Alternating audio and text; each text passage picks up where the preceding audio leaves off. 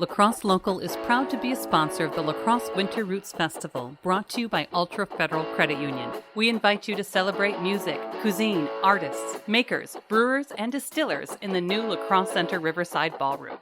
Musical entertainment includes Dan Sobronic, Reed Grimm, Tug, The Remainders, Greg Hall and the Wrecking Ball, and the Trippin' Billies, the nation's most renowned Dave Matthews tribute band. La Crosse Winter Roots Festival is presented by the La Crosse Center, La Crosse Local, and with special thanks to The Remainders. I'm going home. Hey, I'm going home. Find out more information and how to get tickets at lacrosselocal.com.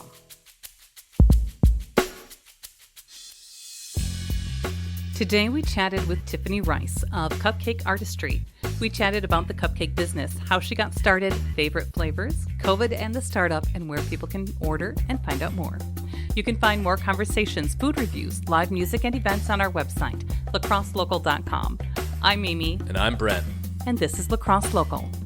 My name is Tiffany Rice. That's new for me. I just got married in August, so I was Tiffany Belts prior.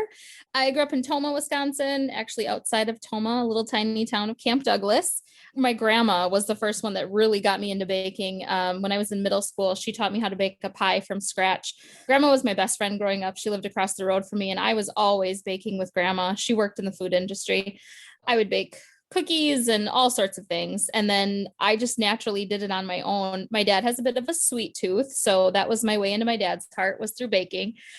I just have always been a baker.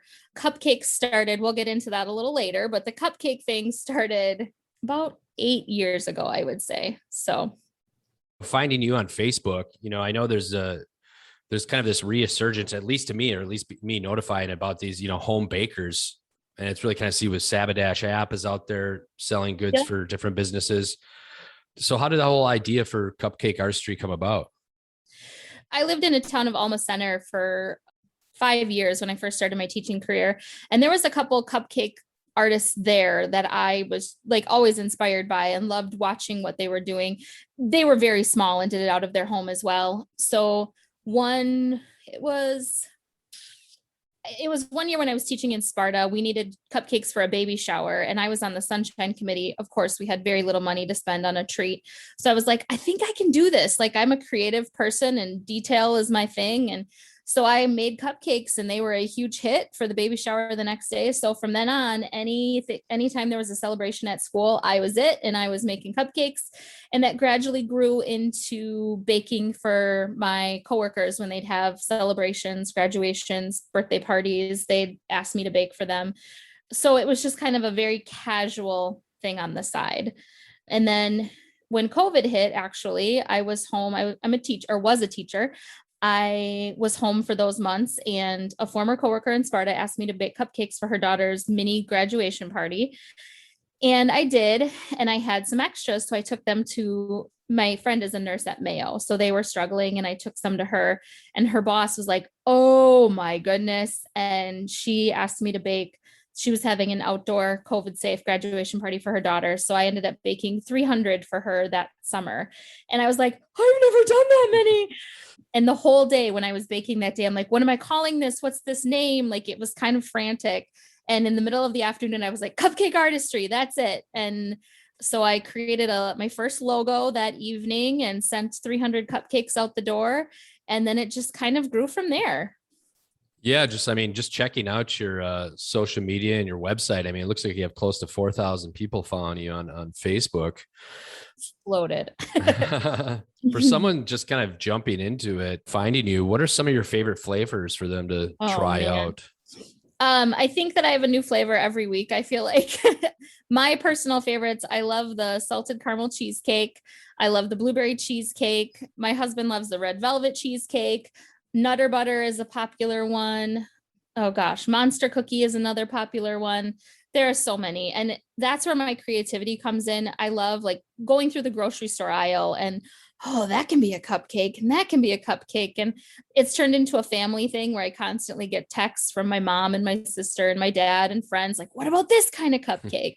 So I have so many favorites. Oh, vanilla latte was my new favorite last week, which is amazing. Oh, Alexa's going off. Alexa goes off every 10 minutes in my house, and that tells me that I need to flip cupcakes. So I'm going to go flip cupcakes, and I'll be right back. All right. Sounds good.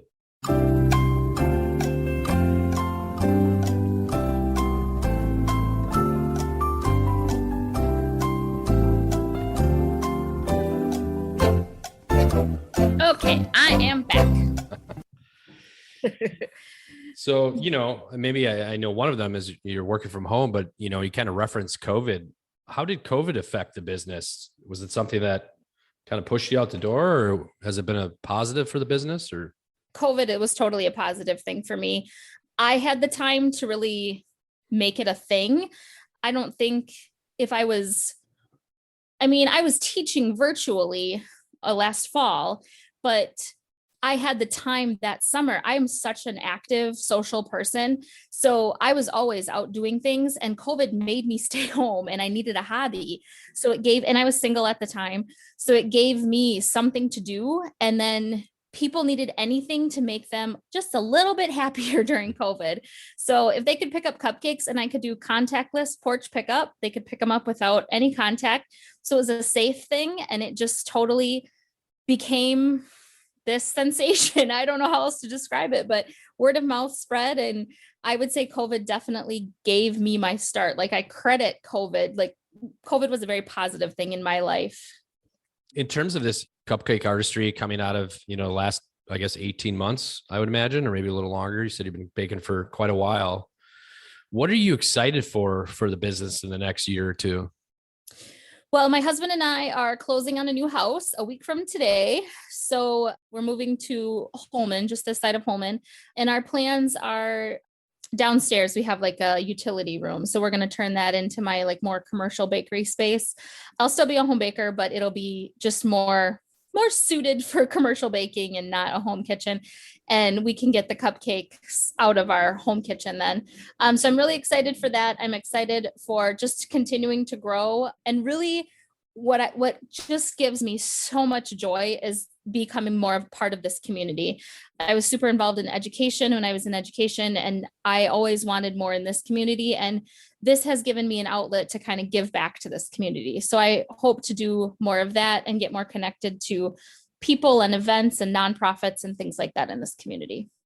So if people want to find out more or, even order some, what's the best avenue for them to go to? I have a Facebook page. The handle there is Cupcake Artistry Lacrosse. And I have a website, which is www.cupcakeartistrylacrosse.com. And then you can send me a private message on Facebook. You can email me at cupcakeartistrylacrosse@gmail.com or Instagram. I have Instagram too, at Cupcake Artistry Lacrosse. Sounds good. And for someone, it seems like you used to be able to order online. You order pizza and you go and pick it up. Yep. I think, have people had an issue with going that I'm going to order some cupcakes and then go to someone's house and pick them up? Or has it been kind of refreshing? It's been kind of refreshing. And I think that there are a lot of kind of things that have taken off in our area because of COVID that do, are home bakers and such.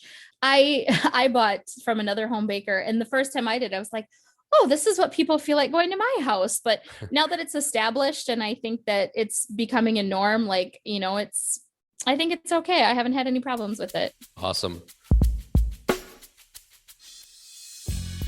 Lacrosse Local Podcast is a production of River Travel Media. Do you have an interview idea you'd like to share with us? Message us on Facebook at Lacrosse Local. Find out more about us at lacrosselocal.com. And you can subscribe to the Lacrosse Local Podcast on your favorite podcast app. If you like us, rate us 5 stars. We appreciate it.